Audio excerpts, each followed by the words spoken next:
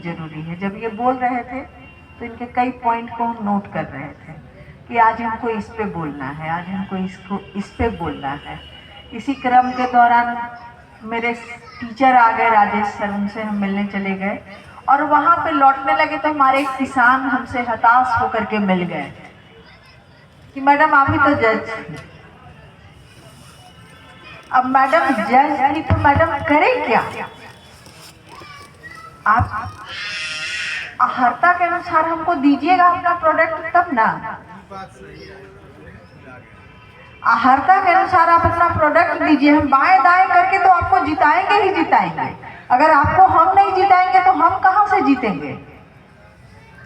मेरी जीत तो आप है, हम लोग सबकी जीत आप है। अब बताइए, आप ईमानदारी से स्टॉल पर घूमिए, ठीक है, ईमानदारी से स्टॉल पर घूमिए और स्टॉल पर घूम करके आपसे ईमानदारी से हमको अपना रिमार्क्स दीजिए कि मैडम इसमें इसको मिला, आप इसमें बेईमानी कर गई।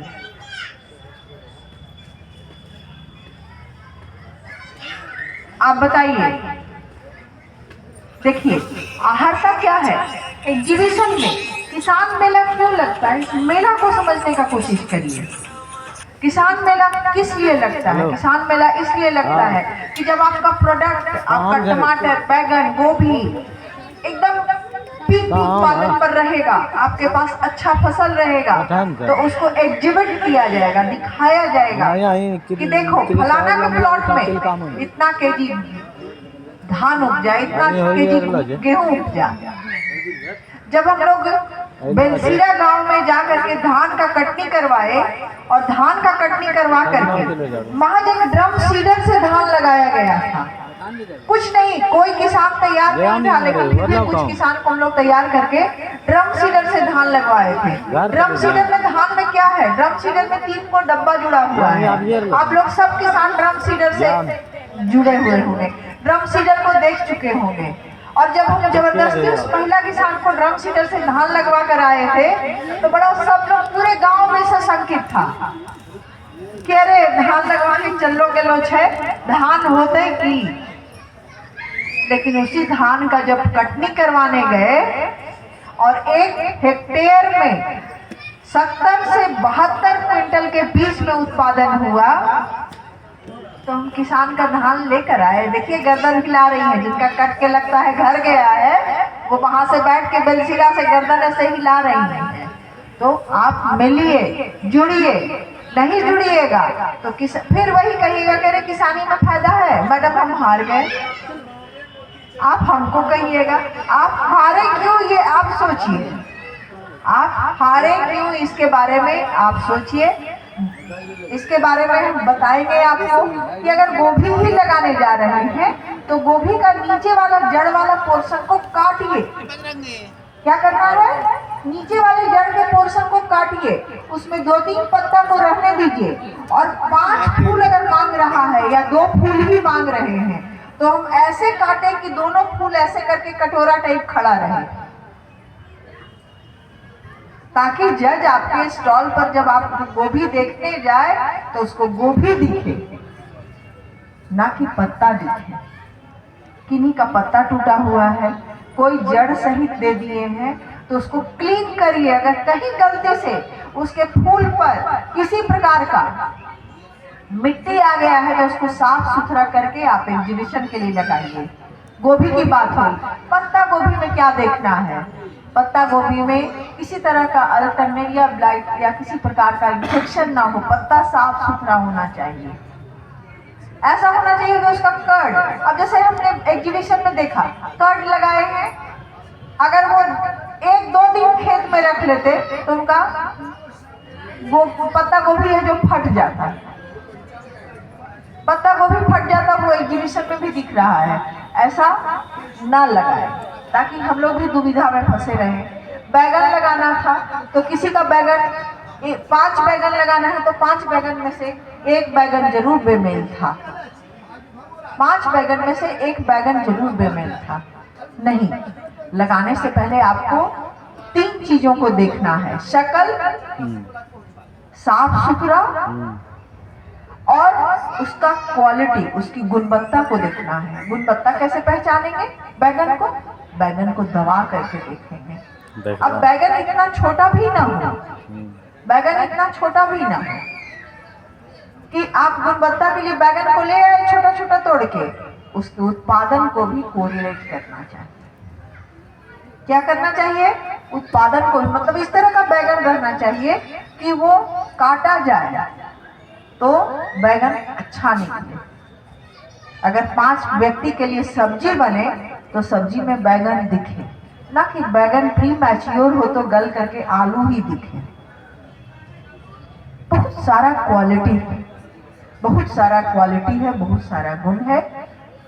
हम लोग कृषि के प्रदेश से आते हैं, लेकिन कृषि के प्रदेश से आने के बावजूद हम लोग कृषि की उन सब उत्पादों को नहीं दे पाते हैं बाजार को, जिन उत्पादों को हमको बाजार को देना चाहिए। अमरूद, टमाटर, शिमला मिर्च, बीन्स, आने वाले दिनों में प्याज भी आपके यहाँ बाहर से आएगा। क्यों ऐसा है? ऐसा क्यों है? ऐसा इसलिए है कि हम इस चीज को नहीं जान पाते हैं। और बताइए कितना दुर्भाग्यपूर्ण है कि आपके यहाँ से परवल बाहर नहीं जाता है, आपके यहाँ से नेनुआ बाहर नहीं जाता है, आपके यहाँ से कद्दू बाहर नहीं जाता है, आपके यहाँ से आप आलू का बीज का पता नहीं कितना पैकेट आप लोग बाजार से खरीदते हैं, कितना पैकेट बाजार से खरीदते हैं, कितने लोगों का रोजी रोटी चलता है उस आलू के बीज से, जबकि किसान उपजा रहा है। किसान का क्यों नहीं चलता है? किसान का चलना चाहिए। अभी से अलर्ट होना है, अभी से जागृत होना है। आलू जाने के, आलू लोग फरवरी के अंत में काटना उखाड़ना शुरू करेंगे। नहीं, उस मार्केट के 10 रुपए के प्राइस को मत देखिए, आने वाला जो बीज लगाइएगा, जो 25 रुपए केजी बीज खरीदेगा उसके प्राइस को देखिए।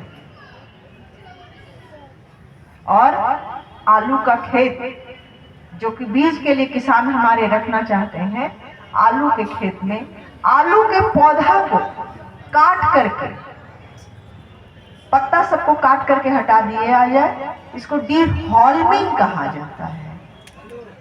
क्या कहा जाता है? डीहॉल्मिंग कहा जाता है। पत्ता को काट करके हटा दीजिए और हटा करके क्या करना है? इसको जमीन में ही आलू को छोड़ देना है। कितने दिनों तक?